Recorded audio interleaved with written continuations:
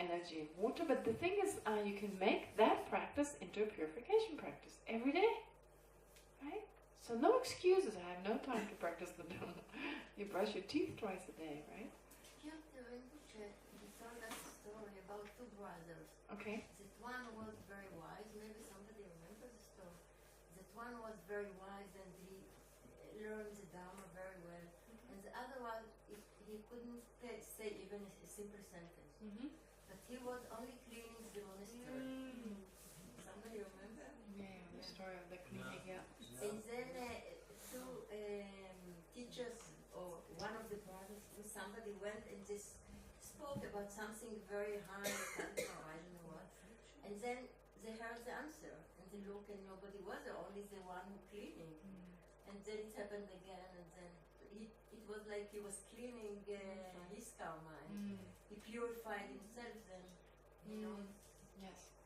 There are a lot of stories like that. There's a story at the time of the Buddha where there was this one sentence the person could hardly recite, like, I'm purifying my, I don't remember the exact sentence. You find it in the Lamrim, this story, but swiping away negativity, swiping away negative karma or something. And even just saying that sentence was very difficult for this person initially, but he kept just swiping, and slowly the negativity was purified. And yeah, he also turned out to be very, very, this is a different story. It was at the time of the Buddha. It's not about two brothers, I don't think, but there are stories like that. Yeah, beautiful stories. Yeah. So it's not just all about doing the things we would conventionally say are Dhamma practice, you know. It's like, this is again, if you are a Dharma practitioner, you have to always sit there and meditate. That's a mistake. That's wrong. And it's not about just sitting there. Meditation means so much more. Like I said, we meditate on anger a lot of the times, on attachment. It's also like habituating our mind to those emotions. Okay, so we can do this anywhere. All right. So accumulating merit and purifying negativities. The Buddhist practice can be basically also can be, what's the word? Summarized into those two activities. So it's of course reducing the afflictions in the same way. There's no contradiction. So this is on page 72. And then there's again, Lama Tsongkhapa gives a whole chapter on making offerings. So you see how important this is considered to be. Offerings to the Buddha's bodies, okay, to the Buddhas, because you make offerings to Buddha Dhamma Sangha simultaneously, but also to consider the fact that all the Buddhas are of one nature. This is something you may hear a lot, that there's no difference between the different teachers, like when you think His Holiness the Dalai Lama, if you regard His Holiness the Dalai Lama as a Buddha, for instance, being of one nature with the other Buddhas. And that's the idea that if they're all enlightened, there's no difference between them really. So of one nature doesn't mean they're one, that they're identical, but there's no real difference. So if you see them as having no real difference, you make offerings to all the Buddhas. It's said to be very powerful. So to think when you make offerings to a Buddha, like you visualize the Buddha in front of you, the bodies, this includes Buddha Dhamma Sangha, so you make offerings to all three, plus this kind of image you have of the Buddha refers to all the Buddhas.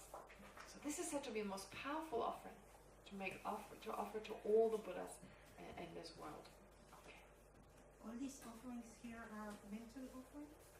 They can be physical. I mean, of course, if you make an altar, like you have your own altar and you offer food there, you can do the same visualization.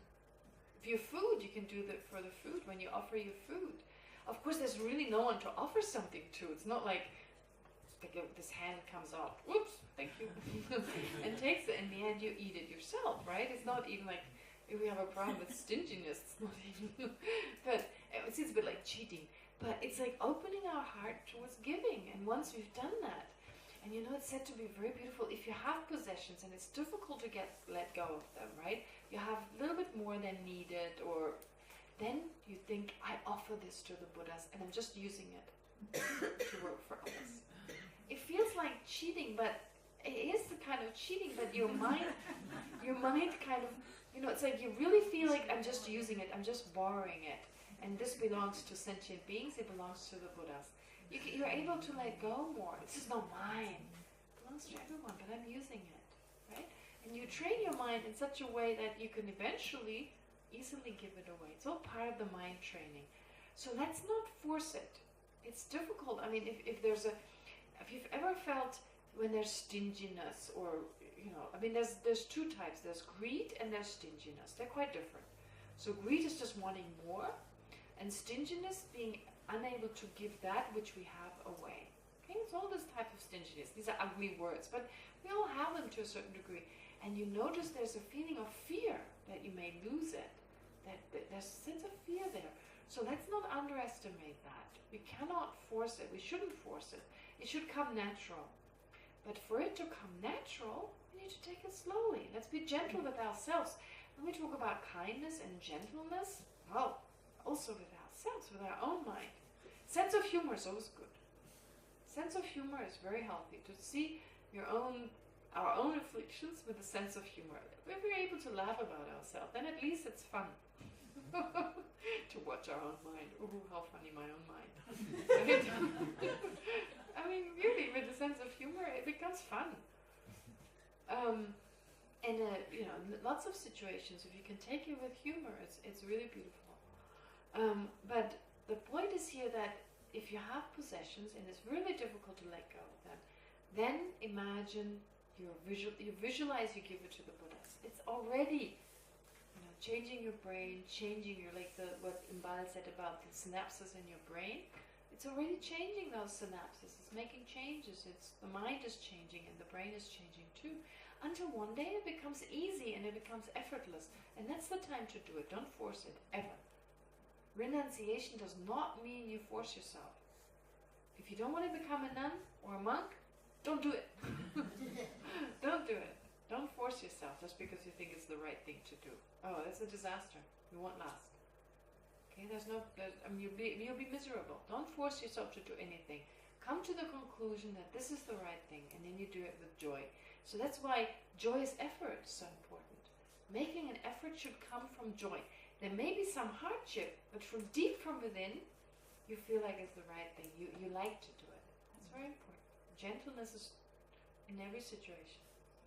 So offerings, making these offerings. So whatever possessions you have, you offer them. And you're using them for the benefit of sentient beings. Then even using your own things become virtuous. Transform your entire life and make that virtuous. Okay. Offering to stupas. Okay, so here it talks about Buddha's bodies, stupas as in the representations of the mind.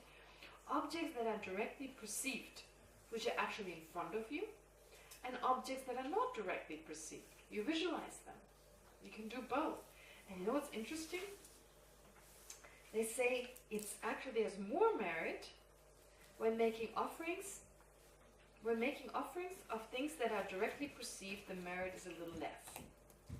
Then making offerings, the merit that is accumulated when making offerings to the Buddha who are not directly perceived, the merit is even greater.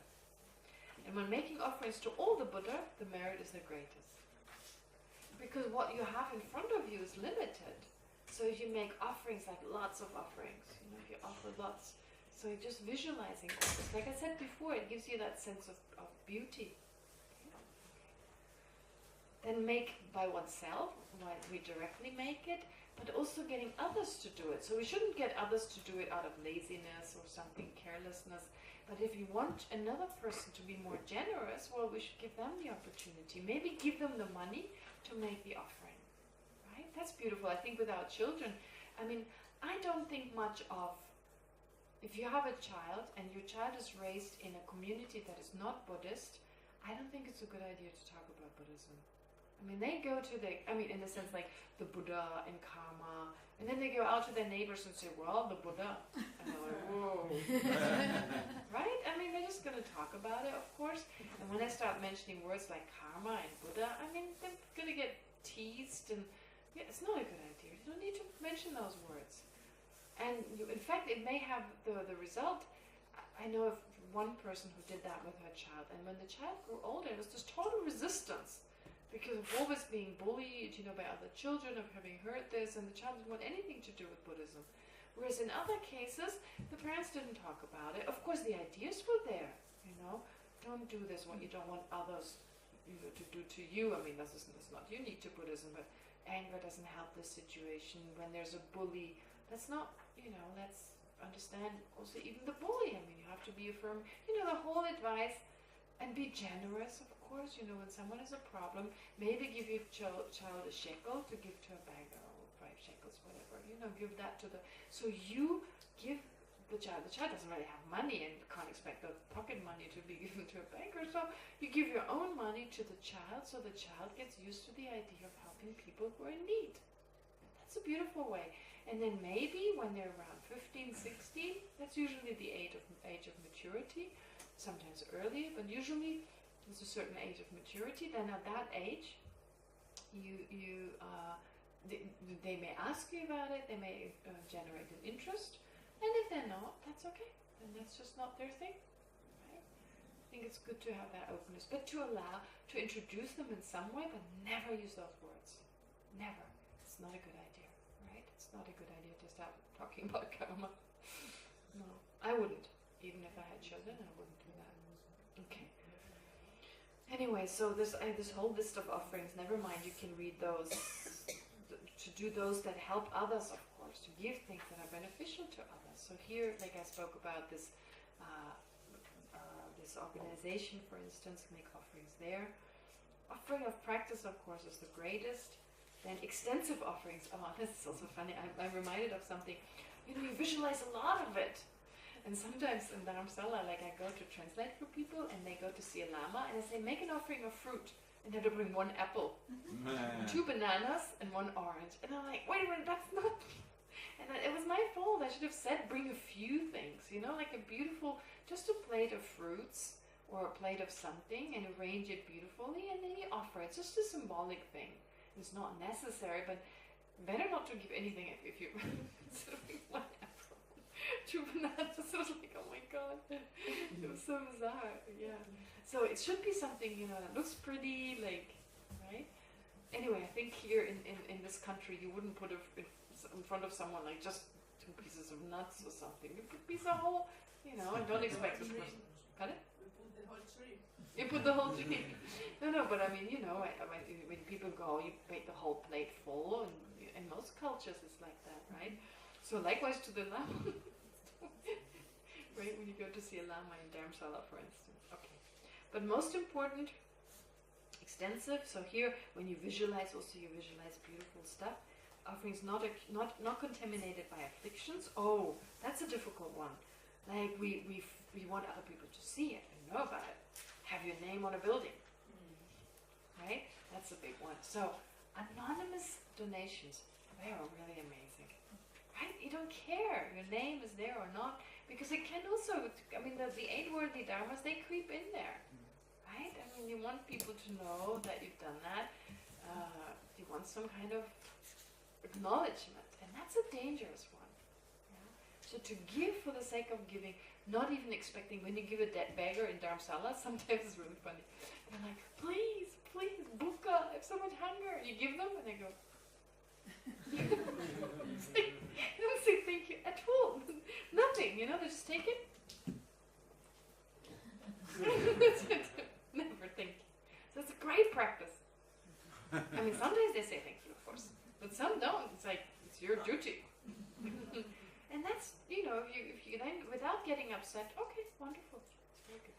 A woman once told me it's not enough. I gave her money and she said it's not enough. Yeah, they usually do that. Right? In Israel, not... In Israel. Oh. Okay, that's... not of course in Israel. In India it happens too. Of course it wasn't enough. No, of course it wasn't enough. Okay, yes, of course, what we can give is of course never... But sometimes they try, give me more maybe, I don't know. Some people in India also, you give them 5 rupees, they want 10. Or they ask you to buy them milk and rice. And then if you do, they sell it again. I found out they have this trick now, they ask for milk and rice, and you're like, okay, food is good, but of course milk and rice is much more expensive than what you usually give. Usually you give 5 rupees, 10 rupees, but to get a kilo of rice, you pay at least 30, 40 rupees. And you think, oh, that's wonderful, I feed them, they can't buy alcohol from it, but they sell it back. For less. Probably for less, that's for right. Alcohol. Yeah, and not necessarily for alcohol, but they probably, I don't know, whatever they use it for. It doesn't have to be alcohol, but to buy other things from it. But they just get much more money. Anyway, but not to have no expectations and to give as purely as we can. And the offering of practice, of course, is the greatest. Okay. And then our attitude. The attitude is, of course, most important. I don't know, it's a little bit extreme here. I mean, this is something, if you hear too much about it, it's like a little bit overwhelming. It's kind of like what's the word? Overbearing? Yeah, it's kind of overbearing. There are times, it's better when you say, okay, today I'll try to do it this way. You kind of open this, okay, today I make an offering. Which one will be my emphasis? This one. Okay. But I don't feel like it's just appreciating, I mean, making the most out of it in terms of our mental attitude. And this seems a little bit intensive. So, like I said, take it slowly. You don't need to do everything. Yeah. Yeah. So I don't think there's anything more really with regard to these different offerings. So it's basically the most important precepts we already mentioned, and this is just a kind of additional explanation with regard to what to think, etc. But you already get the essence, I think. There's also a mentioning, I just remember I read through it, now I don't find it, but there is a mentioning of a specific incense. Oh, it says certain offerings you shouldn't make. So offerings that you shouldn't make, I forget where it is, and one is mentioning Google, not Google. Google, it's called. It's spelled like G-O-G-U-L, Google. And this is very interesting because I had a lunch with Andy, what's his name? Weistrich, yeah. So we had lunch the other day and he was talking about some Western, I think he's Canadian, who did a lot of color chakra practice. And he burned a lot of this incense. Now, it's called lebona in Hebrew, I think. Yeah, lebona or levona. It also looks something, Kevetora or something? Is there not? Oh, Kevetora, yeah. That's incense, okay. That goes together. Yeah, so that incense in English I think is called frank incense. He used to burn it a lot because it's also considered in Tibetan Buddhism important, and he never opened the window and it gave him very bad cancer and he died. Yeah. So he said that before he passed away, he tried to make people aware of it, because when I looked it up online, it says to have actually cancer healing properties. Yeah, cancer healing properties, but maybe not if the room is not, So of course anything in excess is dangerous, but I just noticed you shouldn't offer Google. I don't know why. Why here? I don't think it's because I thought it was giving you cancer. I don't think that's the reason. Pardon? What is Google? Google. It's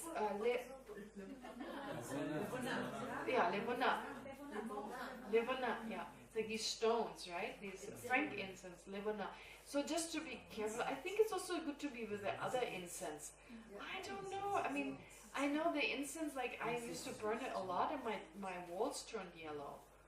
So I think we should be careful, like keep the window open. I mean, it definitely has some positive properties, but to be careful not to inhale it too much. And Tibetan houses are, usually there's something open, there's air going through, it's okay. But I don't know, inhaling all this smoke, I don't know whether that's necessarily so good. And it was like interesting to hear about Levona or frank incense or Gugul in Tibetan, that he actually, the doctors said that, because they asked him, he must have inhaled something, he never smoked in his entire life and had a very aggressive form of lung cancer. So to be careful, like burn this incense. Sometimes it's like like anything, you wouldn't spray those sprays all over your house. You spray it once in a while for the bad smell to go away, but you don't sit, right? Yeah, so it's still smoke. I was just reminded of that. I remember having that conversation with Andy, and I thought I mentioned it. Levona, yeah. Levona is not an incense. It's a plant or smell. It's kind of stone. It's a stone. It's a whitish stone that you burn. You put it on a fire, and it gives this smell. Yeah, it comes from a tree, I think. Yeah, it comes from a tree, but you use the raisin, that the sap from inside. Yeah, and the Tibetans also use it. Ah, is that what it's called? Yeah. Raisin. Yeah, it's like a raisin that comes out of it. Yeah. Anyway, so Dharma practice can be dangerous. Okay. All right. Okay. Now we still have time. I still want to do a meditation, of course, as a conclusion. But if you have further questions, the lady who asked me about this, she's not there. So if you're still interested, I can say a few words, but I won't say much about it. There's not much to say. Lyra? I found a mistake here. Yes. In page 88, Yes. if you can see at the second line, Mhm. third, see page 37. That was the original one. It should be 70. Sorry, it says 88, you said? Okay. Second line on the top, can you see page The third 37? general principle relates to the three jewels in general. See page 37, it should be 73. 70. 70. 37 was the original, which one with the Oh, of course, because when I sent this to you, this was in A2 format, and so then it was now it should be reversed. 70. It should be 70. Okay, Would so you- it's on page 70. 88.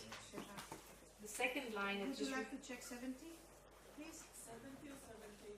70. Yes, here it is, So the it should general be principle. 70 instead of 37. Okay. Okay.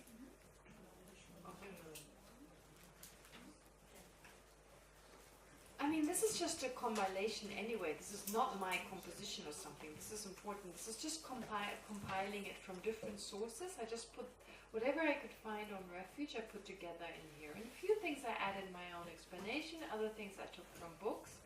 So maybe you did find this helpful to practice Refuge, which of course is the entryway into the Dharma. Unfortunately, I wasn't able to go into everything. But I think you can read it. I mean, you understand the most important parts. That's the most important. Very important. We didn't know. Yeah, it's very complicated. Refuge, and we didn't know actually what we are doing. Right. Oh no, it's natural. Many Tibetans don't know what they're doing. They take refuge and just recite this. It's just something you learn, right? But it's the basis. Actually, if we don't take refuge, we cannot be monks and nuns. So the basic for our vows is refuge. Do we have a break? Oh, okay. No, take a break. No. I just thought maybe I forgot about a break. Any questions? He's going to close it next time. Anyway, yes, please, Mark. Can you repeat the four power of regret? The four powers. In order to purify negativities, you have the power of regret, the power of reliance. I like to think of it as the four R's. And that way I can always remember. Power of regret, power of reliance, power of remedy, and power of resolve. Regret, reliance, remedy, and resolve. Regret is clear, and also with regard to regret, it means like even the things I have done without remembering. I mean, I've surely hurt people's feelings, I've done things in the past that I don't remember. So whatever I've done to hurt someone intentionally, that I regret. And reliance means you rely on the Buddha, Dharma, Sangha. You take refuge and see that as that what you rely on. So basically, as like a witness, the Buddha, Dharma, Sangha, as that in front of who I generate this regret, and I also in front of who I want to remedy what I've done. And then the remedy is the action, whatever action you choose to do. Cleaning toilets, going to volunteer in a hospital, do the Vajrasattva mantra, anything. If it's a positive action, it's even better, of course. But you could also choose mantras where you visualize white light, kind of purifies. Here's again the power of the mind, which can actually purify negativities that are with the mind, like negative karmic imprints. And lastly, the resolve. To resolve, like, I will not do whatever, I will try my very best to not do these actions again. It's a bit like you apologize, but you should have the wish to not repeat it. You don't apologize to then do it again. We do sometimes, but it kind of feels meaningless to kind of say sorry, but then do it right away. So there's regret, that's kind of like an apology, and then you try to make changes. Does that make sense? Mm-hmm. Okay. All right. Any other questions?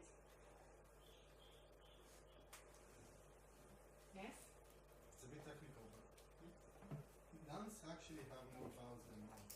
Mhm. Can you please elaborate on that? Say something.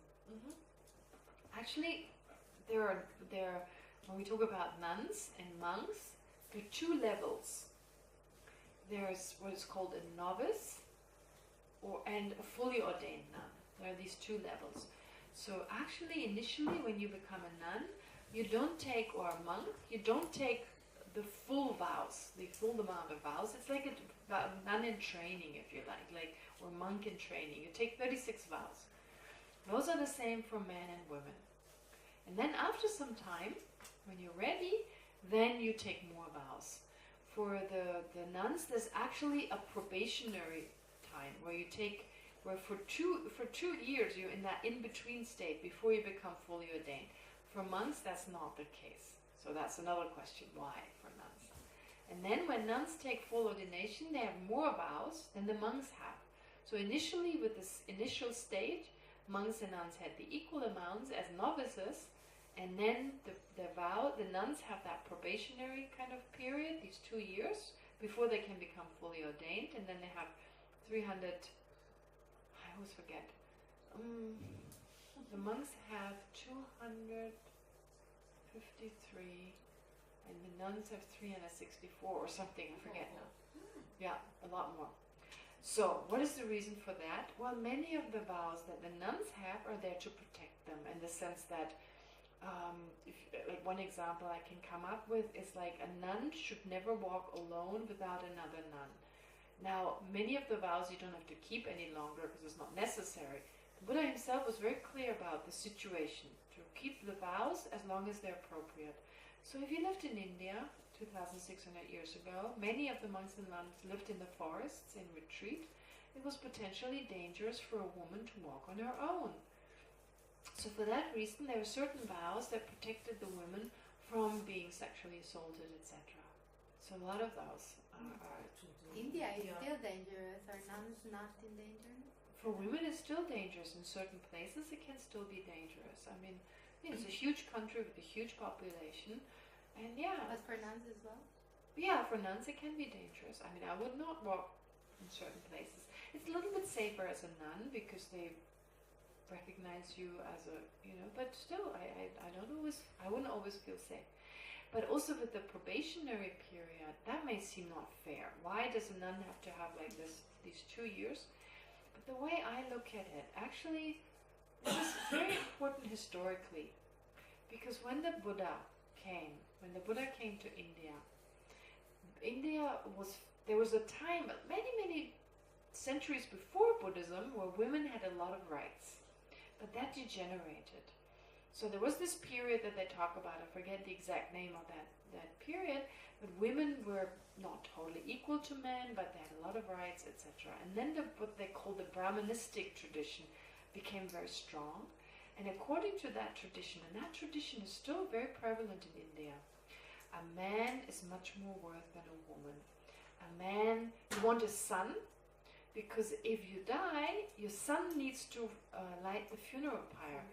That takes you to moksha, to liberation. A woman doesn't do that. It's pretty great. What? But anyway, that's kind of that's the tradition. So everyone wants a son. Everyone wants a boy, and that's still nowadays. I mean, that's also in Israel, it's like this. Oh, it's anywhere like that. And, and anywhere in the world, in many parts in the world, I should say, that there's, oftentimes, of course, and we know the reasons. So, but in that time, it was very strong. It was very strong. And women were not practicing Dharma. I mean, I'm not talking about Buddhism, I'm talking about the religion prevalent in India at that time, Hinduism, whichever different sects they were. Women didn't practice it. A woman's place was at home. She stayed at home. She did not go out to become a nun or a practitioner or, sadhu who would walk around. No way. It was only a man's thing. So everything, the woman was a property. She was her husband. First it was her father who was responsible, then her brother, then her husband, and then her son. So women did not have organizations and knitting clubs, and I mean, not even that. I mean, they didn't have anything organized. So a woman was like almost a prisoner of their home. And even nowadays, in a traditional family, the woman does not work. the woman stays at home, right? I mean, also this is reflected in many Muslim countries where the woman doesn't even leave the house without. So there are a lot of similarities between many of the many of the Muslim countries and the Hindu. And I don't know whether Islam was in the beginning like that. I don't believe. I think I heard that Muhammad had a wife who was older than him. She was older than her. She was a strong woman. I don't think it was like she had to stay at home, etc. No. So I once saw a documentary about the life story of Muhammad, and it seemed very different at the time, but different influences, and it became the way it was in India. So in that situation, when women had no right, when there was for a woman, she would not become a practitioner, the Buddha arrived. The Buddha arrived, and there were women who wanted to become ordained, and when he was requested, he said no. I don't think because he didn't want the women to be, it looked like he just said no, but I think he wanted to make sure these women are so determined that they don't just go easily in doing it. Because if a monk disrobed, he could go back home. A woman could not go home. If you leave your home, that's it. That's about marriage. It's the same thing. It's still true. If as a woman you get married in India and your husband deserts you, you can oftentimes not go back home. They will not accept you. You're gone. That's it. And it's terrible. There's in some traditional families, if your husband divorces you, wants to get rid of you. Or if he dies, or if he dies and your in-laws don't want to take care of you, you have nowhere to go. There are actually places, there's a movie about that, I think it's called Water. So it's like these child brides, live in these places, live terribly because they're not allowed to remarry. They have no one to take care of them. In some places, they basically don't give them food, so they naturally die of starvation. It's terrible things that the women in some places just don't have any value. And it's also the degree of not being educated and tradition, etc. The woman is expected to throw herself on the funeral pyre. What is it called? Satu? Not sure. Sati. Yeah, it's called sati. Like this is seen as a she's seen as a holy woman, as a sacred woman. If she throws herself on good riddance for the in-laws, really, right? In the end, that's what it is.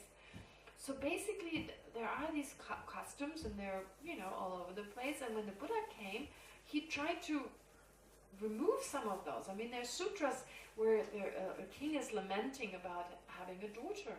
And the Buddha says, don't lament, a daughter can be something beautiful.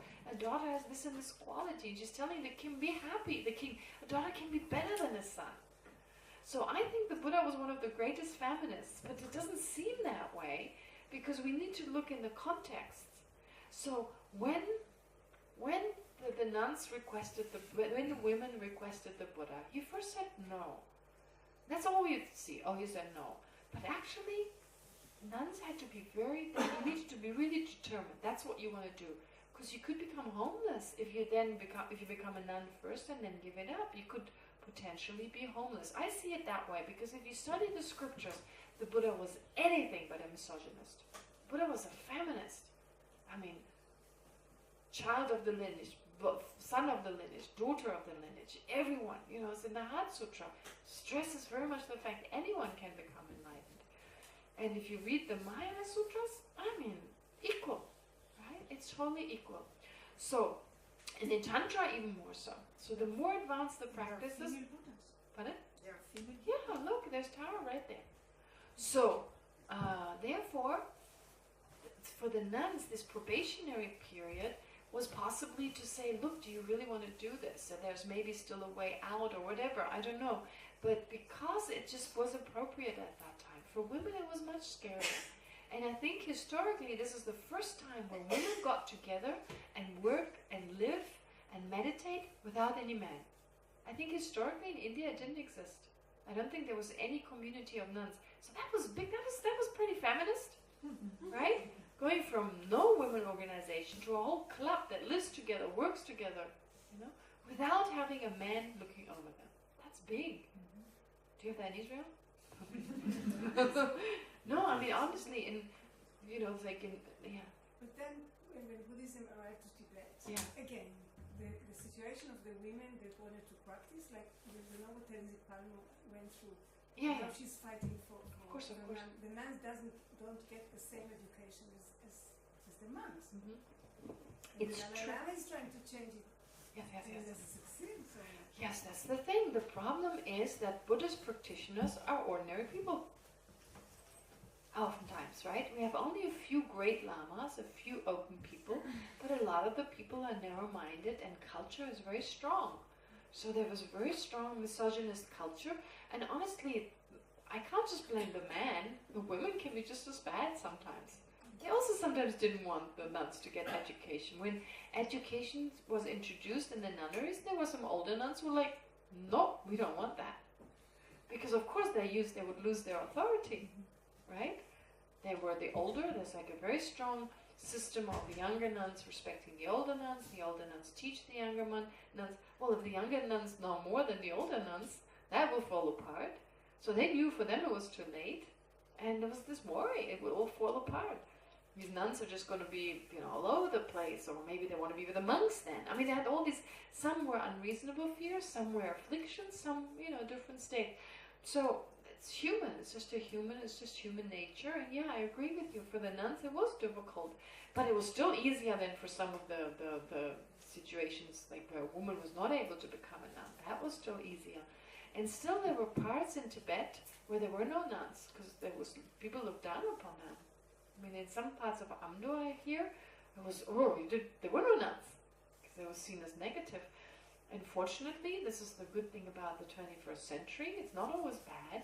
The women's movement, initially, when you talk to Tibetans, it was really funny. It was like, women's movement, women's rights. Even nuns were like complaining about it. Can't hear that word anymore. Women's rights. And now it's like they created it. Now you talk to them, it's like they invented it. I mean, I'm kidding, but it's like become so natural now. But I remember some years ago, some nuns were complaining. They thought this whole thing about women's rights, they're trying to put down their monks. So they're trying to put down our monks.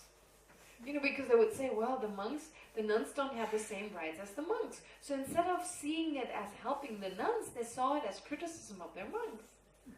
So they didn't like it. They didn't like it. Because Tibetans are Tibetans first, and then the gender is next. So if you criticize another, they felt very strongly because of the political situation, because of the danger of to their culture and their religion. When they felt the monks were threatened in their beliefs, they felt that was difficult. So it has to be all put into context. And a lot of nuns were not for women's rights, and his holiness had forced them into it again and again and again, and he said it again and again, and he was the only person who could make that change. So the Dalai Lama is so amazing. We were just having this talk. This whole thing about also being open and tolerant and respectful, that was also not that natural for Tibetans. I mean, this is also something I want to mention. It's a human trait to say mine is the best and the rest is wrong. Right? They're all wrong and we're right. And this intolerance of others, it's terrible. You find it in Christianity, in Judaism, in Hinduism, you find it in Buddhism. Right? You find it there too. And this holiness is always like, respect everyone. Be respectful, be respectful. So sometimes we feel like to preserve our own tradition, we have to kind of put on that sense of mine is better. But that's just terrible. That's like this intolerance. And this holiness, the Dalai Lama, if it wasn't for him, I'm not sure people would be as tolerant as they are. His holiness said it again and again. During every teaching he says it. He is revolutionary. Yes, he's talking revolution in many fields. in many fields. Yes, absolutely. With women, with openness, etc. And one thing also, it's very important with the other traditions in Buddhism. There are the other three traditions. So you have the Gelugpa tradition, the Kagyu, the Sakya, and the Nyingma. I should mention the Nyingma first because that's the oldest. Nyingma, Sakya, Kagyu, Gelug, right? And in Tibetan Buddhism, in Tibet there were sometimes, because they lived also, these traditions, they were often located in certain places. So you had some places where the Gelugpa was stronger, other places Nyingma stronger, depending on the monasteries. And because it was such a hard terrain, or it still is, traveling back and forth was slightly difficult. And sometimes there was not much exchange, and sectarianism was there. Okay. But they try to work on it, and they sometimes have these conflicts between the different traditions. And then Buddhism came to India, and His Holiness again, we need to stick together. We're all Buddhists. We're all, this whole thing about tolerance and harmony and tolerance and harmony. And His Holiness, what His Holiness says, people really listen to him, right? They don't listen to every Lama. They're respectful, but they don't listen. And even with His Holiness, they sometimes don't listen. They're respectful, but they don't listen. They're very stubborn sometimes. So, but anyway, it's really become beautiful. But then the Westerners took that on. It's terrible when you sometimes hear Westerners talk, oh, you Giluk, I'm Kagyu. Or, I'm Giluk, you're Nyingma, or something. I mean, that's terrible. We're all Buddhists. I mean, come on. I mean, it's like, yeah, be respectful towards the Christians and the Jews and the Muslims, and not with one another. Yeah, that's bizarre. I mean, we should be respectful towards everyone, and to also not criticize the other traditions. They have a different way of doing it. These are all tools and methods, and for some, the tools that the different traditions offer work better for them, and we have our preferences. It's just a personal thing. So this is also part of here taking refuge, to not differentiate between the different types of Dharma. I mean, that's like going against the Dharma. It's one of the precepts we have, to not abandon the Dharma in the sense of, revering the Dharma, and instead to say, they're wrong, those practitioners from those traditions. It's terrible. So if someone is from a different tradition and may do things differently, to not discriminate. It's very important to be tolerant. And I hear this among Westerners sometimes. Oh, you're Kagyu, you're Sakya, you're... Someone's like, whoa, sorry, I'm a Buddhist, human. Right? So not to discriminate, to be open towards anyone. Okay. What else? More questions? More? Can you tell about your class? Yeah, I will. But I want to make sure first, there are no more questions. Are there no more questions about this material? No? Okay. All right. There's nothing much to say, really. It's my least favorite thing to speak about. I said it so many times. This gets boring. I'm tempted to... I'm just kidding. It's not that bad. But I'm tempted to change my story a little bit. It's always the same thing. But anyway, there's not really much about it. I mean, I was raised in the same way you were raised. Most of you were raised, I'm pretty sure. Went to elementary school, went to high school. And then after school, I didn't know what to study. I wasn't really sure. There were a few things I was interested in, but I couldn't really make up my mind. So I decided I'd take some time off. So like a gap year. Someone had done it in a school at high school, in a higher class at high school, and I thought, oh, I'll also take some time off. Also, I was a little younger than my classmates, so I felt like I had more time. And so I remember thinking, what am I going to do? What am I going to do? I was terrified of leaving, actually. The thought of leaving, and no one wanted to come with me. My classmates all wanted to continue with their education, go to university or do other training. So I was on my own, and I had a friend from a higher class. She'd just been an au pair girl in Paris, but she didn't like it. So I was thinking to become an au pair girl to learn French, but since she didn't like it, I was a little apprehensive. And actually what happened, I saw a poster about the Dead Sea. There was some poster about the Dead Sea, great. And I thought, oh, Israel, I want to go to Israel. I just felt like I want to go to Israel. So I heard, I don't know how I found out about the kibbutz.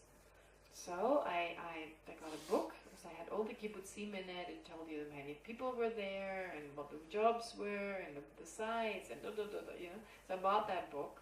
Where's that book, actually? No, mind. So I had this book, and I found Kibbutz Alamot. I really liked that. I liked the north because it was green and and I liked the size. I wanted a small kibbutz. I thought it's nicer, you get to know people better. So I chose Alamot, and then I went to Egypt first. I went briefly to Egypt. I traveled a little bit in Egypt. I had a friend of mine who came actually with me for that time. But then the time was over, and my friend returned to Germany, and I went to Israel to the kibbutz. And then I was in the kibbutz for I think about 3 months. And after that, I decided I needed some money because I wanted to continue traveling, and I